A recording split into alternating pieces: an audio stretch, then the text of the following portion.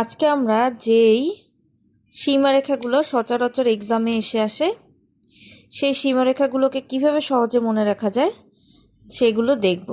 যেমন Durand line. Durand লাইনটা হচ্ছে আমরা মনে রাখতে পারি ডুরান্ট আপা দিয়ে।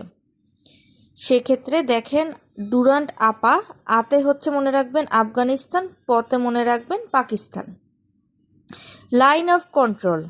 শীতকালে কি আমরা ভাপা পিঠা খাই, তো ভাপা পিঠা কন্ট্রোল করে খেতে হবে। তাহলে কি পাচ্ছি, ভাপাতে পাচ্ছি ভারত আর পাকিস্তান। ঠিক আছে।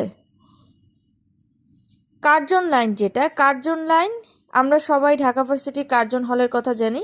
এটা কিন্তু অনেক ওল্ড, পুরান হয়ে গেছে।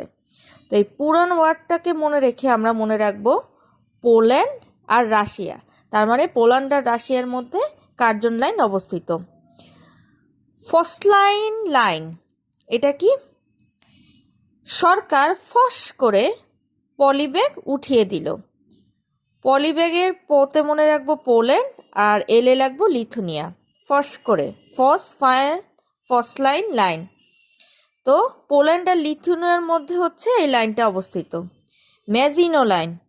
ম্যাজিনো লাইন আমাকে একটি জামা ফ্রি দিয়েছে। তাহলে ম্যাজিনো লাইন যদি আপনাকে একটা জামা ফ্রি দেয়, সেখানে জামা ফ্রি দিয়ে কি মনে রাখবো? জার্মানি আর ফ্রান্স। জার্মানি ফ্রান্সের মধ্যে ম্যাজিনো লাইন অবস্থিত। ম্যানারহেইম। রাফি ম্যানারহেইম। রাফি একটা ছেলের নাম, তাকে আমরা ম্যানারহেইম বলছি। রাতে রাশিয়া, এফে ফিনল্যান্ড। ম্যানারহাইম, তার মানে রাশিয়া এবং ফিনল্যান্ডের মধ্যে ম্যানারহেইম লাইন অবস্থিত।